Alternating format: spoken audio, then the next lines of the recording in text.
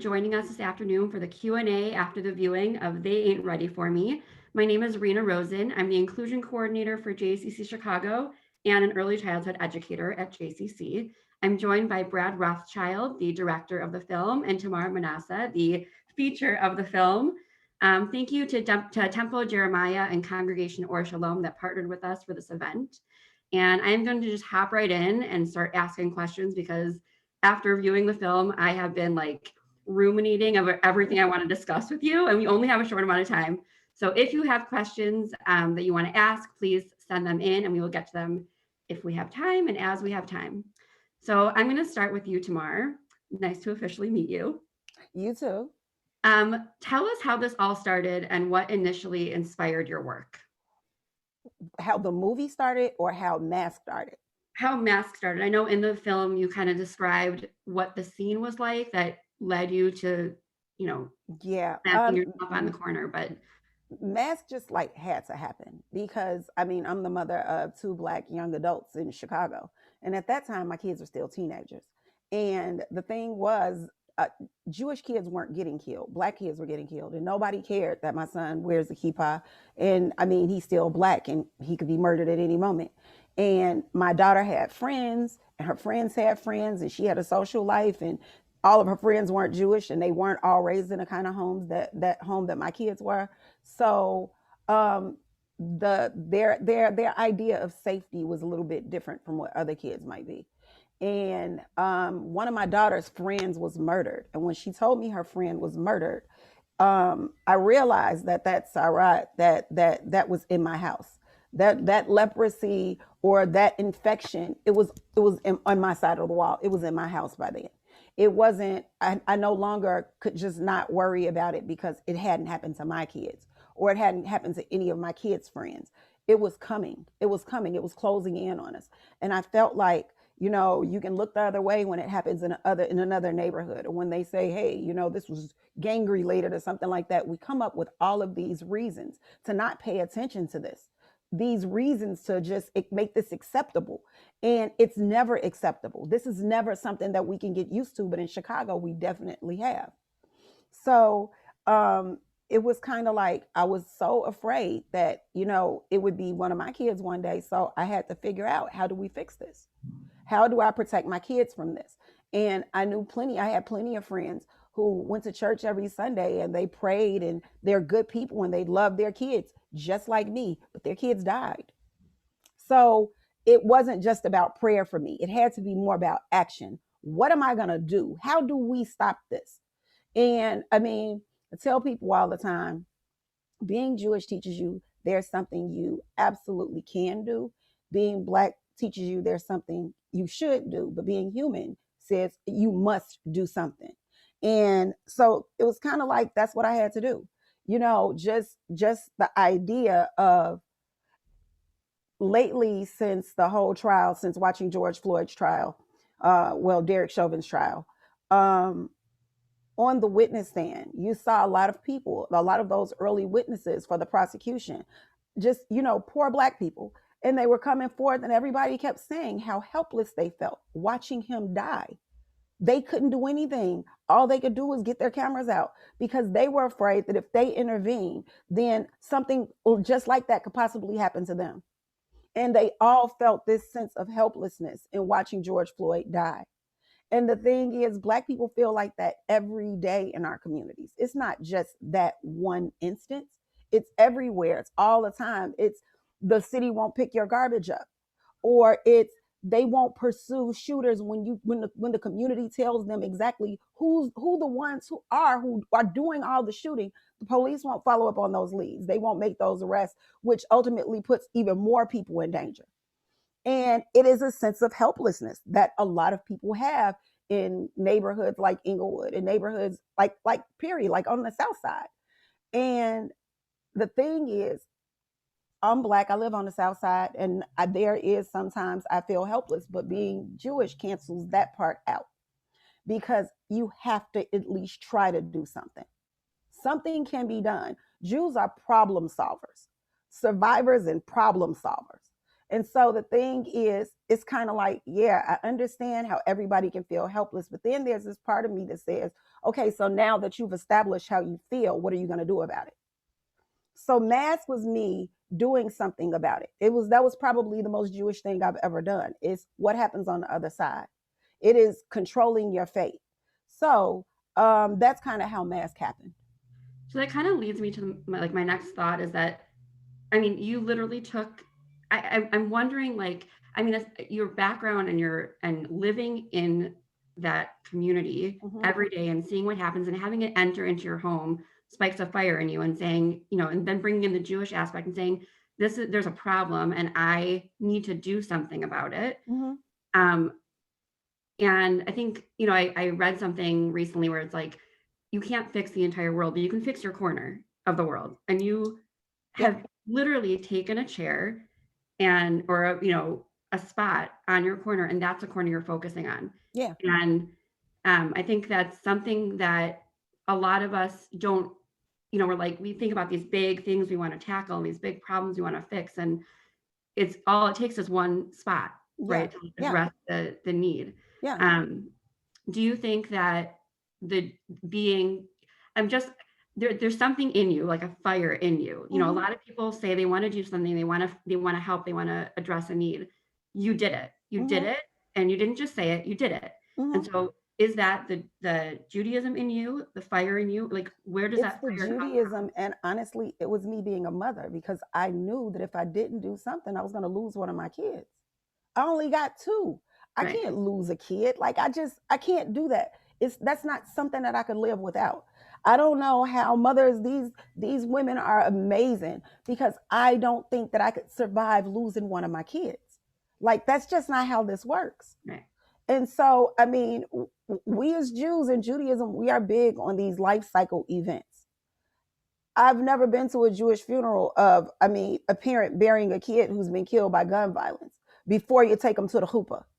Like, I don't understand. There's an order to this, and we're gonna stick with the order, right? We have bar and bat mitzvot. It's the chuppah next.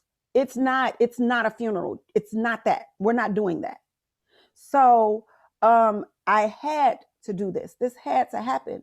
And the thing is, it's not just about my one corner. It's about me creating a model for what any of us can do on any corner in this country. There are 75ths and Stewards all over this country. They're in Baltimore, they're in DC, they're in New York City, they're in LA, they're in Atlanta, they're in Dallas, they're all over the country. They're definitely in Minnesota. We're seeing it everywhere. And this is me saying, look what you can do. Look what's possible. This is how much it took. This is the kind of effort that it took. But this is what's possible if we do this. If you really want to make a change, this is the most simple way that you can do it. And so it's not about me basically saving the world, but it's about teaching other people how together we can save the world. I think in the film you said, and it's clear. I mean, it's anybody who watches the film and gets to know you can get the sense that you're like mom to all and teacher to all. That you spread a message of this isn't something that's like brain surgery. This is something that anybody can do. It takes someone to just do it. You have to care, and sometimes we don't see. It's not an issue until it hits us personally, but by then it's too late. Right. I think that a parent who hasn't lost a kid to violence, a parent who hasn't lost a kid yet to anything, those should be the ones who are out here screaming the loudest and working the hardest to prevent gun violence, to do something to stop this. So, I mean, you still have a chance to keep your kids. You still have a chance to keep your family intact. So, do what you can right now while you still have that opportunity. We have to be more proactive. So we have a couple of questions that are coming in, but Brad, I want to start with you before I get to the questions in the chat. So how did you come up with, or how did this come about for you to make this documentary? And what was your first, interaction with Tamar? Anybody who gets to know Tamar, I'm only getting to know you right now for the first time. And I'm like, all right, well, I can see us being friends, but how did that interaction go? Yeah. So basically the story that you just heard Tamar tell is really, that was the introduction that I had to Tamar. I read about her online in October of 2016. there was an article in the JTA, the Jewish Telegraphic Agency, and the title was "Black Rabbinical Student Leads Army of Moms Against Gun Violence in Chicago." And basically it told the story, like I said, that she just told. And if you just listen to Tamar now for 10 minutes, you can feel her personality jumping out. And I felt her personality jumping out of the article that I was reading about her. And really, what was the most compelling aspect to me was how Tamar always credits her Judaism for her activism. And I was intrigued by that. And as I read the article, it occurred to me that she would be a great subject for a film. Uh, so of course I went about, like, the next step is, okay, now how do you convince somebody who you've never met before to allow you to make a film about them? So I reached out to her on social media, and I sent an email to her organization's website. I introduced myself as a filmmaker in New York City, and I said, I'd like to discuss with you the possibility of making a documentary film. She didn't get back to me immediately. It took me several tries before I got a very nice email back saying, I got your note. Thank you for your interest. I think my life is about as interesting as watching the paint dry, so I'm going to pass.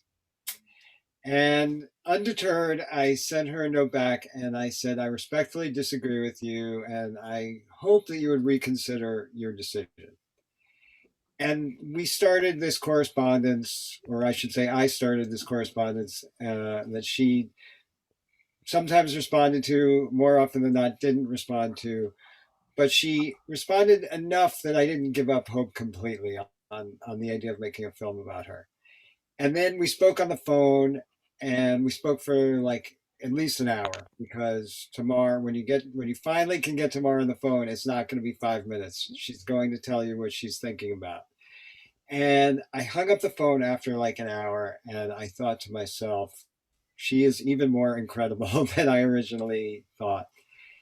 Um, and again, we just kept this back and forth going. And one day I got a message from her on Facebook, and she said that she was in Staten Island. And I live in New York City, by the way.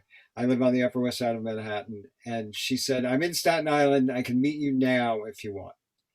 So I wrote her back immediately. I said, give me 2 hours and I'll be there. And I dropped what I was doing and I raced out to Staten Island, and I met with her. And at the, we had a great conversation. So you asked me, like, what were my first impressions of her? Like, it was unbelievable.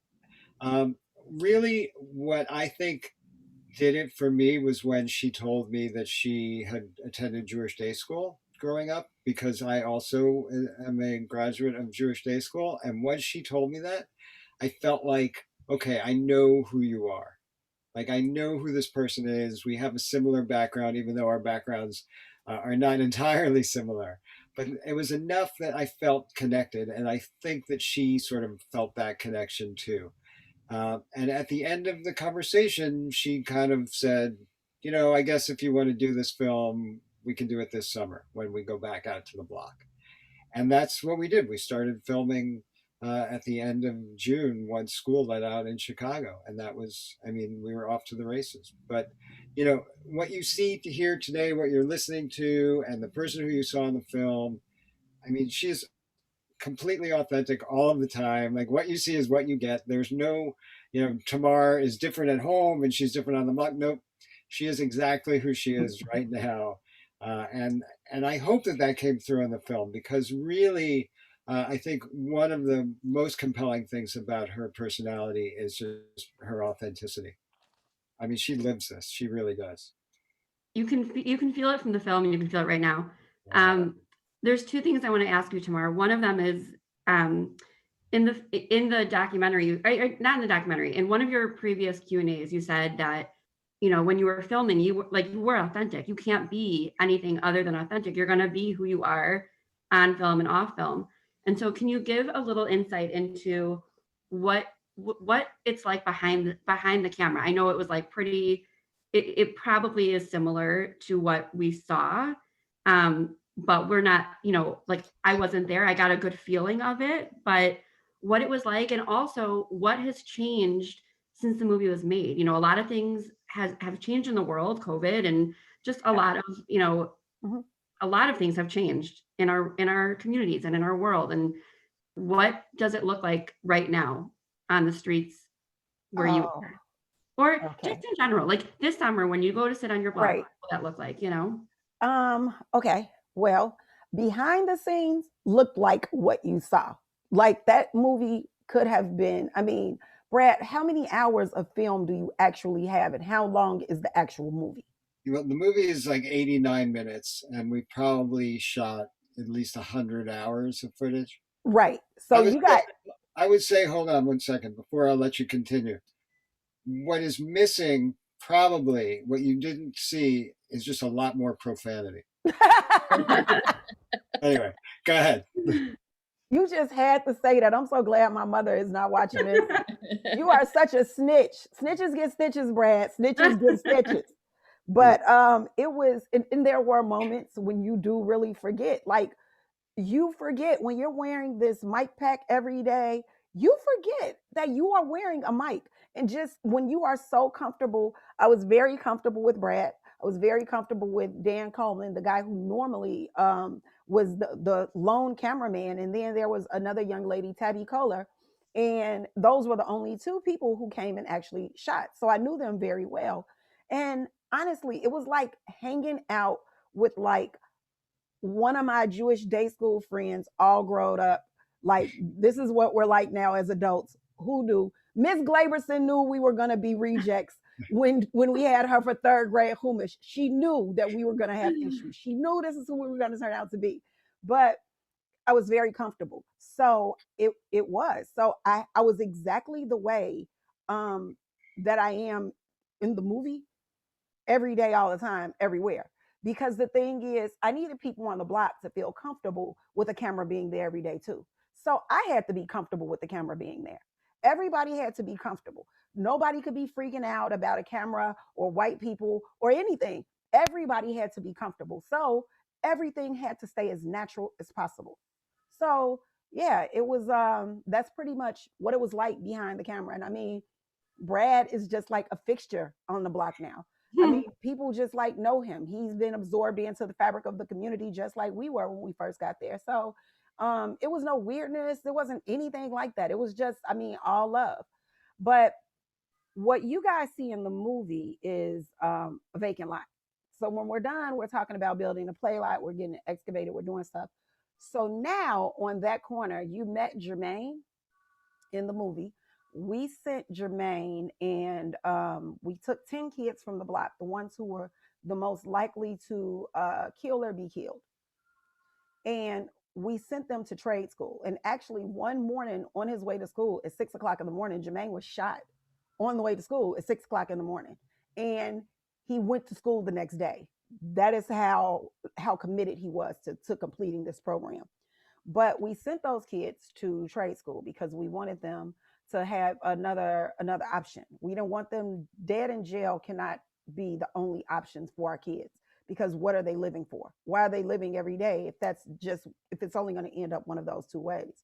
So what we wanted to do was present a door number 3, another option.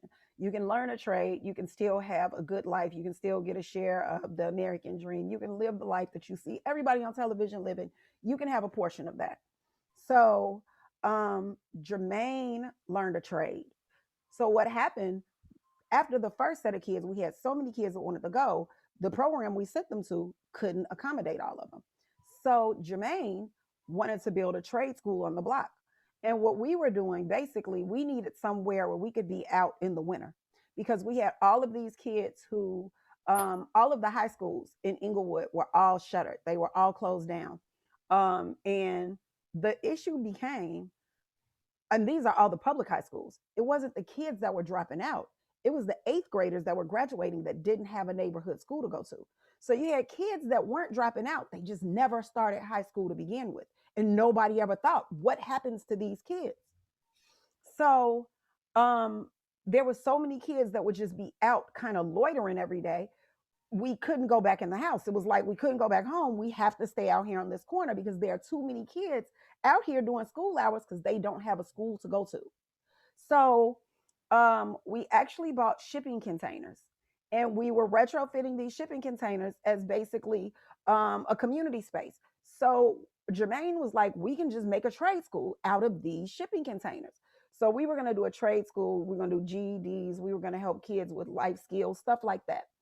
And um, we were almost done, 95% done. We were looking forward to getting started with our GED courses and our trades in May, and then COVID happened. COVID, COVID happened. And now COVID happens, and now all of our elementary school kids are now out of school. So this is a real problem because the neighborhood that we're in is a neighborhood full of essential workers, and not the very well paid essential workers either. So you have the Instacart shoppers, you have the Uber Eats drivers, you have the Grubhub people, you have people like that. The people who stock the stores, the shelves at the supermarkets and the drugstores, you have those people. So what's happening is they are forced to make a choice between, do I leave my kids at home? I leave my 3-year-old and my 7-year-old at home in care of my 9-year-old all day, or I lose my job because I can't go to work and I have to stay home with my kids. So this was an impossible choice for a lot of parents. So we wanted to help.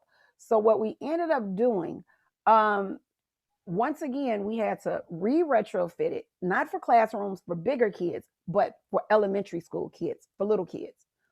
So March 17th of last year, when everybody else, when the city was shutting down, we were going to work. We had kids in our classroom that day. We started setting them up with e-learning. We had computers, we had all of these things. And then we realized that these kids, first, they didn't all have computers.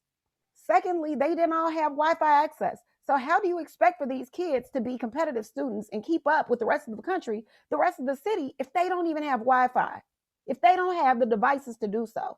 So we had to do a drive so we could get devices. We had we got people hooked up with Comcast so they could get Wi-Fi in their homes. But then there were still so many kids who needed to come there because what COVID actually exposed is this massive adult literacy issue that we also have in these communities. And the thing is, your parents can't teach you anything if they haven't been taught anything. So we had all of these kids in our classrooms and we still had to obey, kind of the COVID guidelines. So it was tough. At one point, we had kids coming in shifts, but at least while they were there, they got help with their work. And at that time, we were a big help to CPS teachers who were still trying to figure out how all of this was going to work. They got 2 meals a day. So we did whatever we could to make sure that these kids didn't slip through the cracks, through what was happening. And so we realized they were already behind when they came into our classrooms. They were behind from the strike last year. So these kids, if they don't have access to online services, if they can't get online to go to class, and if they can't get the help that they need with those classes, then what happens to the kids who fell behind in 2020 during the COVID pandemic? What happens to them in 10 years? Where are they? Who are they? What do they know? How do they make it? How do they compete? So in May of last year, because we had so many kids who wanted to come, but we couldn't accommodate it, we actually started a program called Study Buddies, where we hooked people up from all over the country with kids whose parents could just sign up and they could get real-time tutoring. So they could get help with those classes they needed help with. These people could actually talk to the teachers when parents couldn't. It was a tremendous help for people in the community. So COVID really kind of exposed to us kind of what we needed to be doing in the first place. And I've talked about this over and over again. When we first started planting trees for Tu B'Shvat, actually on sites where people have been murdered. And this was very cathartic for families. And it was, that's Tu B'Shvat is the idea that inspired it. And at one of these tree plantings for a guy that was killed, a kid like 16, 17 came up to me and said, "Hey, when I die, I want my tree over there." And he points to the outfield at this baseball diamond.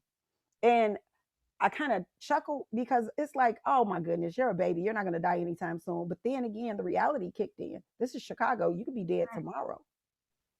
So as much as I love doing that and as much as I love the idea of it, and we still do that, I knew we had to start earlier, because if we're planting a tree, no matter how beautiful the gesture, somebody is dead. So that's how we got to the block. So even getting there, these kids are teenagers. These are teenagers, and many of them have already been in the system. They already have records. They're already in beefs. It's all sorts of stuff going on. And I can try to pull you out of that, but I don't know if I can. But I can give you all the necessary tools to get out if you'll take them. But even then, some of them died, and some of them went to jail, and it was too late. I got there too late. There were kids from the neighborhood elementary school who were part of that rash of carjackings that we saw earlier this year, 13 years old. So even then, we're too late. So I go to school, and we still have kids in our school, in our classrooms every single day. So you go to school and you see the 6-year-olds, and you see the 5-year-olds, you see those pre-K kids. That's where you start. Because if we're going to get out of this problem, if we're going to solve our violence problem, if we're going to solve our gun problem, it's not going to just be through legislation. It's going to be also through education. So that's where we are now with what's happening on the block. So I want to mention that we put the link to mask in the chat for people to donate. In regards to, feet on the ground and what the community needs, how can people help if they can't physically be, there to support? But also I want to, how can we shift the narrative? Because, like I work in the northern suburbs, right? Mm-hmm. My family grew up on the south side. So I'm like, my dad went to Akiba Schechter. And so as did I. So, think somewhere in time, things changed. And when you go down to the south side, you hear, be careful, it's bad down there. But then you see, community groups going down to help out. And I wonder how we can shift a narrative from just going to help out and building a community. You know what I mean? Like build relationships, not just let's help out one day and then forget about it the rest of the year. Right. Yeah. And as an inclusion coordinator for the J, that's our goal, is to find ways to make connections, not just one day or 1 month or one time, real actual connections to build community. So how can somebody who, let's say, like is watching this and says, I want to make a connection, not just, coming out one day just to visit and have a conversation, because that's amazing, but then to carry that on through taking that into their preschool or into their day school, It's so important right now for the Jewish community and I feel privileged, and I feel like it is the highest blessing of my entire life that I get to be the bridge between the Black community and the Jewish community. And I get to say, this is how we can help each other. Right now, especially after what we've seen with the Capitol insurrection, white supremacy is terrifying. And the thing is, it wasn't when they stormed the Capitol, it wasn't Kamala Harris or Stacey Abrams who had just robbed them of Georgia the day before. They weren't looking to string them up. They were looking for Mike Pence and Nancy Pelosi. They were looking for other white people. And so you have these people who aren't necessarily, it's a given that they don't care for Black people. But now they're chanting things like Jews will not replace us. And they're looking to go after other white people. And for the first time, we have the same monsters under our bed. And all of these different groups of white supremacists are all hooking up. And I think that right now, if they're building bridges, the Black community and the Jewish community need to be building bridges too. Because you have to have something that fights the Amalekite of hatred, the Amalekite of bigotry, the Amalekite of racism. You have to have something that fights that, something just as powerful. And that's why we need each other more than ever right now. So, I mean, like, I would suggest, honestly, build a JCC in Inglewood. Build a small JCC in Inglewood. Build a place that what I've created on that block, it could be my own JCC, because it is a place where people can come and they can just enjoy themselves. You don't have to teach anything. You don't have to learn anything. You don't have to do anything. All you have to come here is, when you come here, have a conversation. Just sit down, do what it is that you feel comfortable doing. Some people come in crochet. We do mani pedis, we do karaoke, we do whatever it is that the group wants to do that day, whatever the people there are comfortable with that day. And we need to create more spaces that are like that, where we can all just see the humanity in each other, where you're not the teacher and I'm the student, where you're not the authority figure and I'm the one who needs that. That's no. We need to create spaces where we're just equal, safe spaces where we can do these things. I do And love that's the fact that sorry to interrupt you. I do love the fact that when you have people that come to the, where you're sitting, you're not in, an office space. You're not Yeah. in, you're right there. Yeah. You're sharing space. Yeah. Where you should be sharing space. And that right? space is sacred when we're all there, and we're all there under this one spirit, and we're all there to do this one thing. We're all there to take care of this community. We're Right. all there to transform this community, to make sure nobody gets killed, to make sure the kids can have a childhood, to make sure people who wouldn't normally eat are going to get fed. We're there to do that. That's holy work. I gotta believe that those kind of days really come in handy come Yom Kippur. Right. So it's kind of, I feel like more spaces like that would definitely help. It would help build those bridges, because more than anything, it's not how much people on the South Side need the help of Jews in the suburbs. It's how much the Jews in the suburbs need the help of the people on the South Side. We both need each other right now. And that's a really valid point, is that it's not, it's not one helping the other. It's building bridges, and it's building connection, and it's building, it's joining language and joining, forces for good. Yeah. And I think that we oftentimes, when we're isolated in our own bubbles, and we associate one type of people with one type of community, we forget that there are pockets everywhere. Yep. And just sit outside and get to know your neighbors, right? Like get to know someone who's different than you, someone who and find out that really, like, you have a lot more in common. It's really that easy. It really is. I mean, what does a mom from Inglewood, who may not even have a job, have in common with a mom from Winnetka? Let's say Winnetka. And she comes down to the block and they're chatting away, and you walk up and you hear them talking about ways that they trick their 3-year-olds into eating vegetables. And it's a beautiful thing that they have found some level to connect on, that there are relationships being built there. And so I'm always so proud of that. Like when the Pittsburgh tragedy happened, and the kids, the young people from around the block, like freaked out. Like, wait a minute, you're at Temple. All our Jewish friends are at Temple. Is this something that's happening everywhere? And it was like, no, I'm okay. And it was like, well, what about our friends who are from the suburbs? And these are the northern suburbs. What about them? Are they okay? Do they need us? Some of them actually came down to the march with me, to the rally downtown the next day, because it was like, what can we do to support our friends? Now, these are kids who the nearest synagogue to them is maybe in Hyde Park. And I mean, they would never go there because they're police stationed outside on Shabbat. It's a very secure environment. And it's kind of like you already feel uncomfortable being in that neighborhood. But now you, with your black skin, you're going to go into this synagogue and everybody is going to look at you weird and you're going to feel uncomfortable. And first of all, the security might ask you, what are you even doing here? Right. So it's not necessarily an appealing place to go, but yet they have real relationships with Jewish people. And these are their friends. And it's like, I care about what happens to them. Do they need us to come protect them? What do they need us to do? We need to have relationships like that everywhere.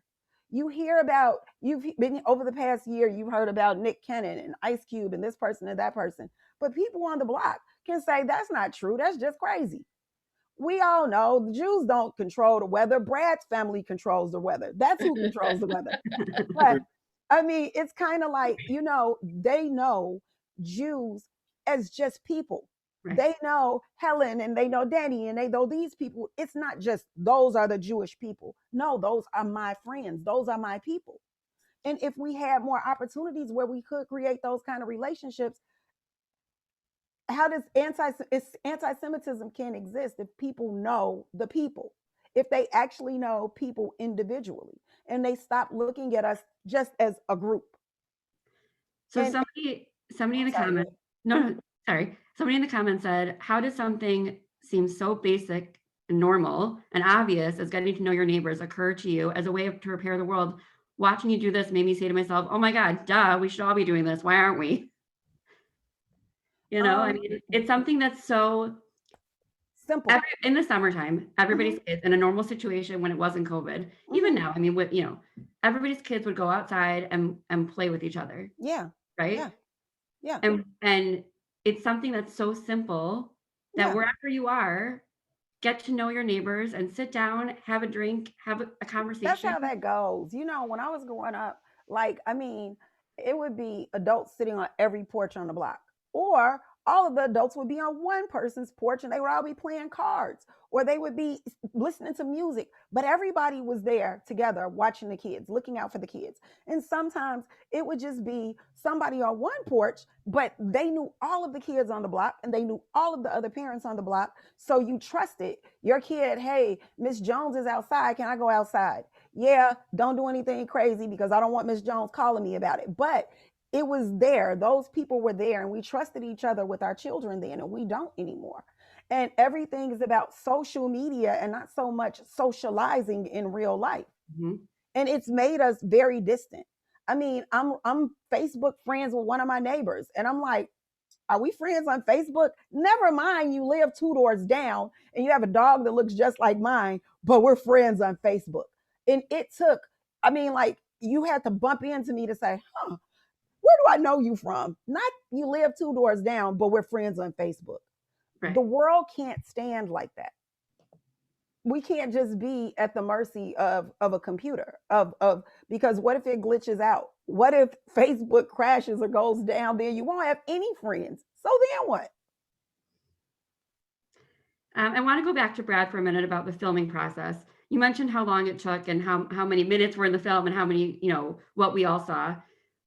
Did you find it challenging to, I know Tamar made it relatively easy to be welcomed in the community just by your personality and spirit alone, but did you feel any challenging aspects to filming in Inglewood?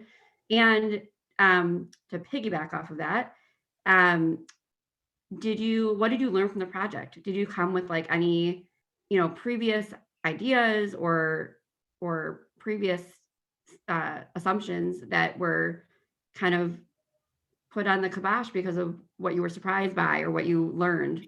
Yeah, I don't think I actually came with any preconceived notions. I mean, obviously, when you're not from Chicago and you hear about the South Side of Chicago, the first thing you hear about is gun violence.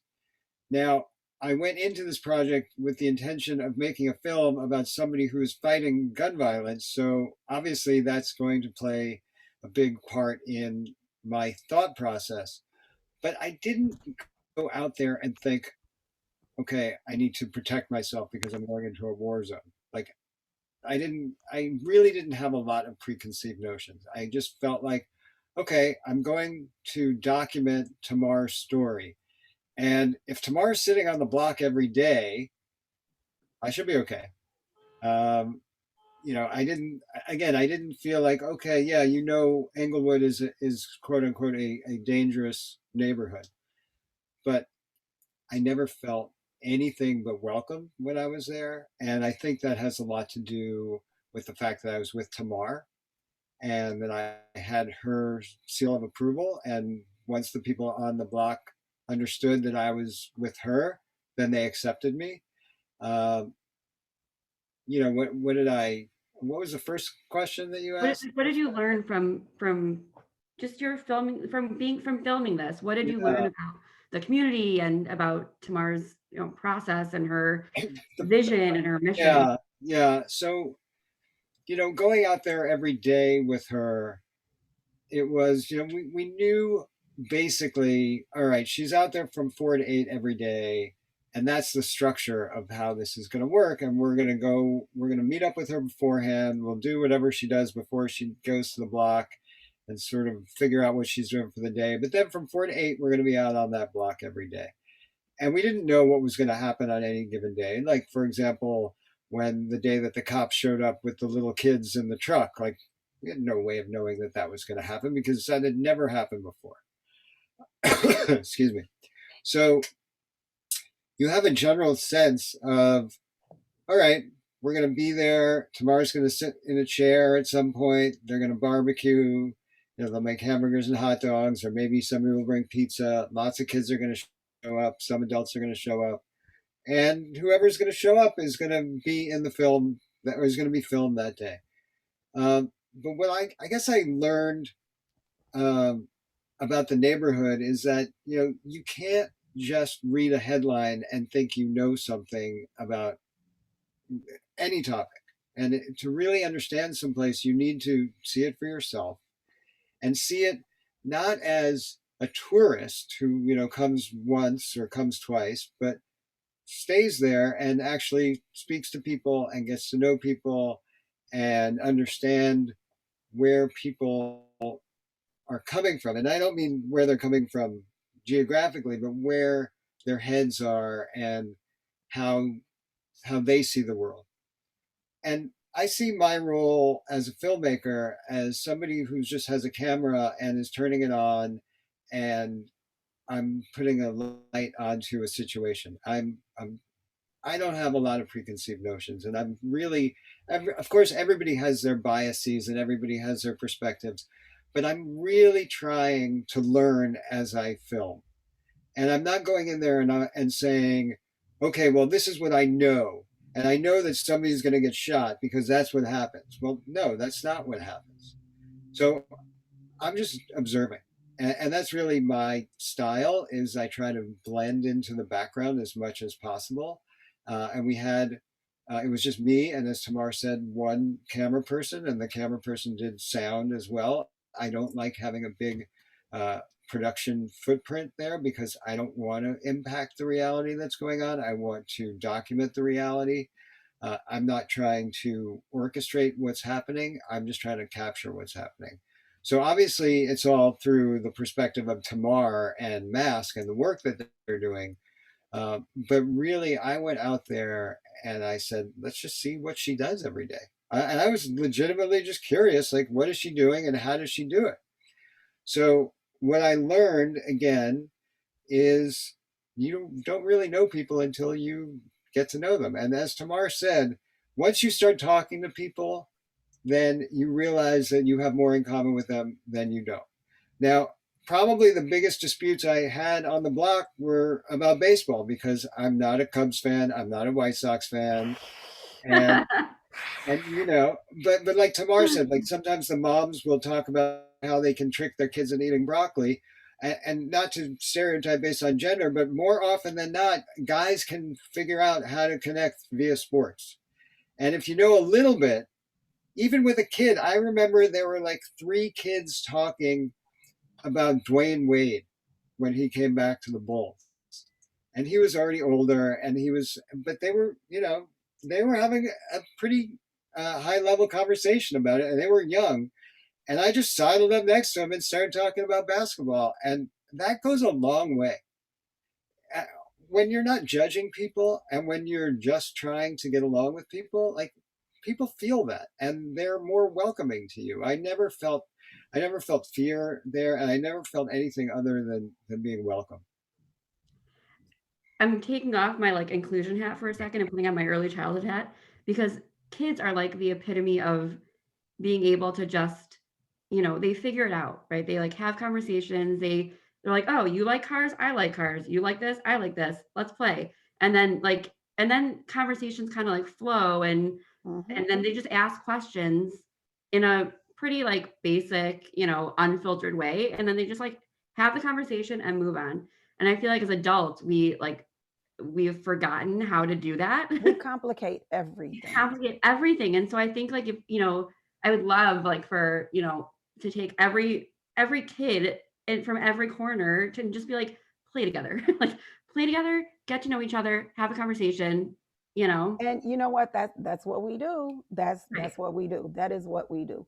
We encourage, and people send kids there from, I mean, like blocks and blocks and blocks around. Brad, don't think I don't see what's going on in the chat down there. Don't think that I don't see what's happening right now.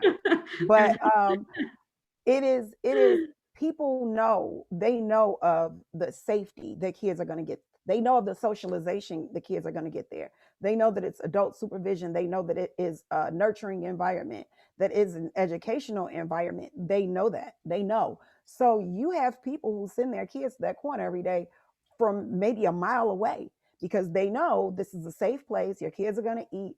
They're going to actually get to socialize in a way that they wouldn't otherwise get that. You have so many kids in these neighborhoods that become obese because they can't go outside of the house. So when Michelle Obama started the Get Up and Move initiative, it was like, well, you can't get up and move if you can't go out the house because you're afraid of getting murdered. So it's kind of like we need to think about that too. How do we make these spaces safer for kids, especially during daylight hours, just in the summer? If we have to start somewhere, just so they can ride a bike, just so they can play tag, just so they can do things like that, so they can get the exercise that they need and they can get the socialization that they need as well. So I love to see that because I know that every time you bring these kids together and they actually start having these conversations and they find these similarities, that might be the thing that keeps one from pulling the trigger on the other. So I love to see when that happens. So my next question is kind of like a threefold. I want to know about your rabbinical, journey, but also one of my favorite parts of the documentary, and there are many of them, was when you and your mom went to your grandmother, right, to see where your grandmother was buried, and the feeling of, you were crying, and you said you weren't crying like sad tears, you were crying happy tears because you felt this like connection, and you kind of felt like you knew why you knew your purpose, like you knew why you were doing what you were doing. And so to tie it all in sort of in that one question is, how's the rabbinical journey been and going, and what are the next steps for you with that? But also, how far that you know of does your Jewish lineage go that you have learned about? That was one of the questions in the chat. And have you been back to your grandmother's grave, and have you had that similar, like, I know that was like a very heart-opening experience to just be there in general with your mom. And have you both together gone back, or have you gone back on your own? Well, let me start with the rabbinic part. I know there's a lot of questions all in one. I will be actually receiving Smicha July 24th. So it's going to be a huge event. So just, watch your email for your Zoom invitation because it's going to be a big one.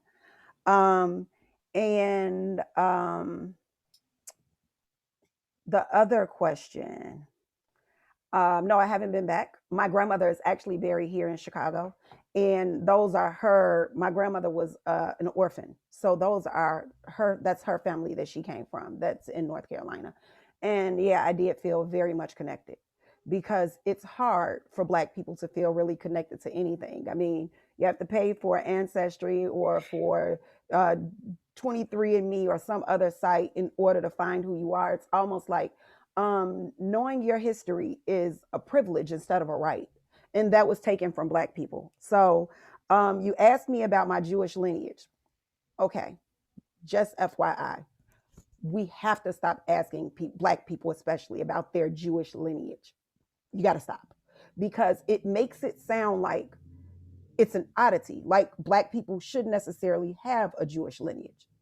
And that can't be, because if it's something unique or remarkable about Black people having a Jewish lineage, it almost implies that something was put in place with American Judaism to keep Black people out.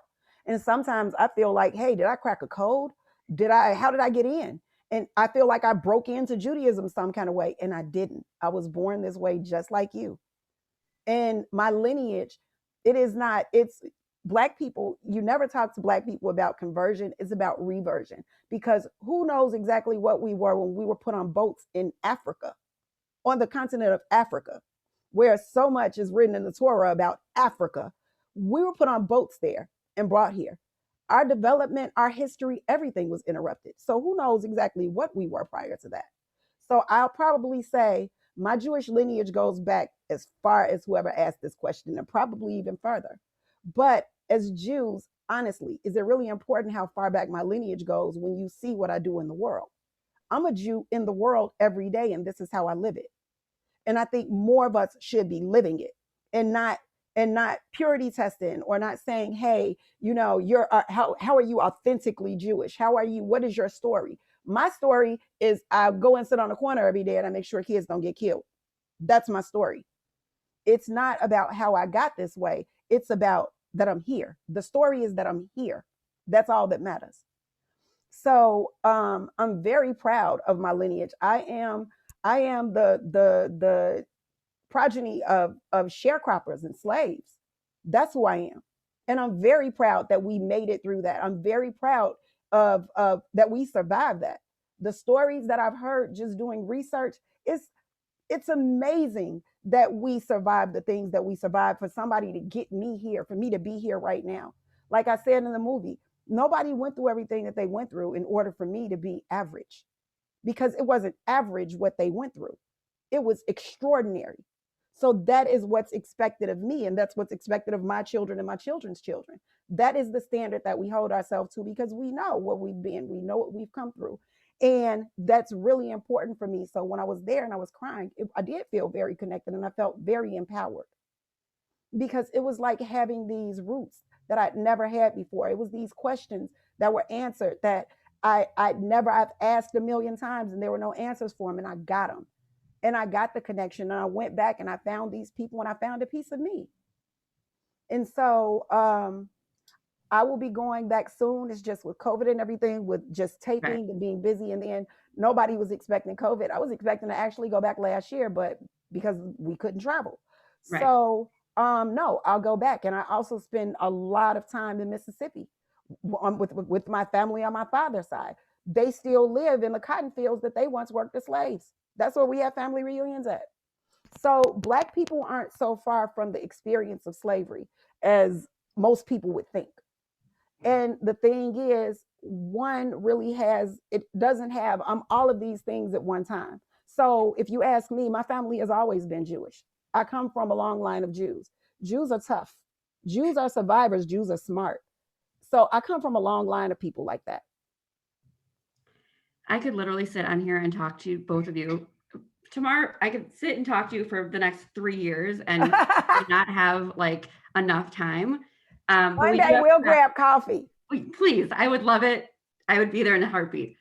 We do have to wrap up. I want to ask one last question, and it's really just. I think just to tie everything together, this documentary, but really like life and your story, and just how we all connect to one another and build on community. It's about empathy, right? It's about making connections and talking to each other. Yep.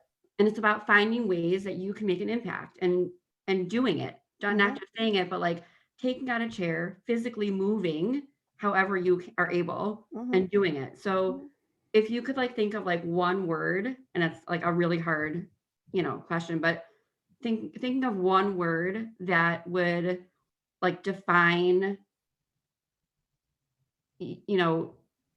mask for you.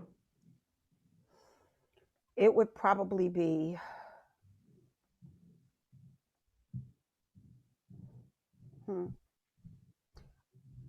chutzpah. Probably. It would be chutzpah.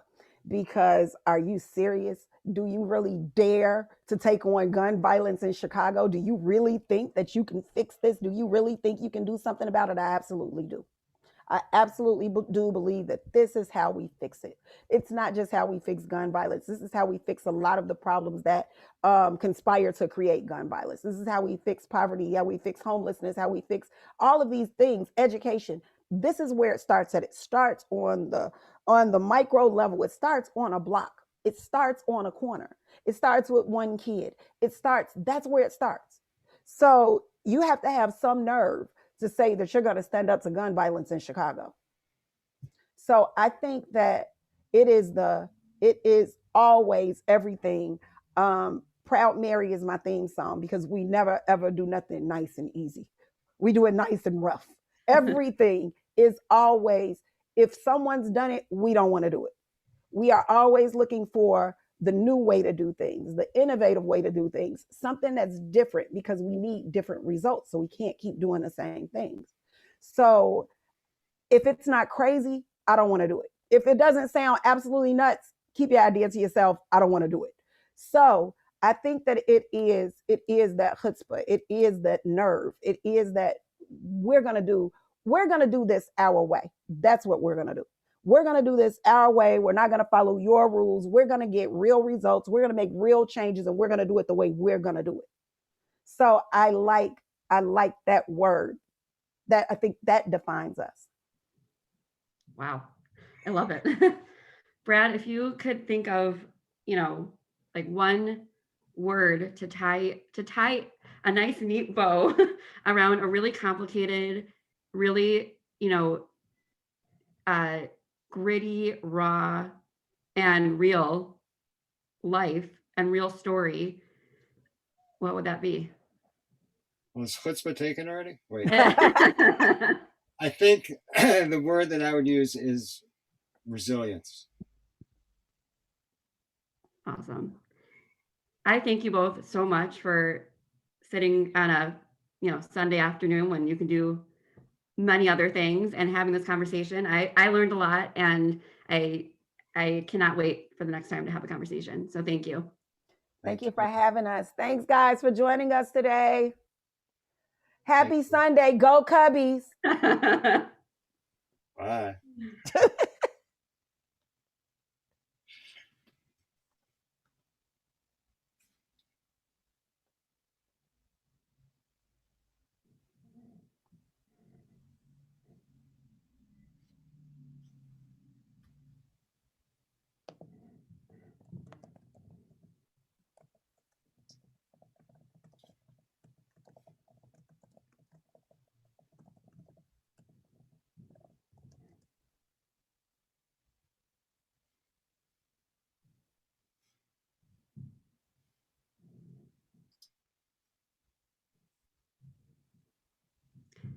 All right. Have a great Sunday. Bye, guys. I hope we will be in touch because I really. Coffee. Call me. Coffee. All right. Sounds great. Thanks. Brad, it was nice meeting you. Nice meeting you too.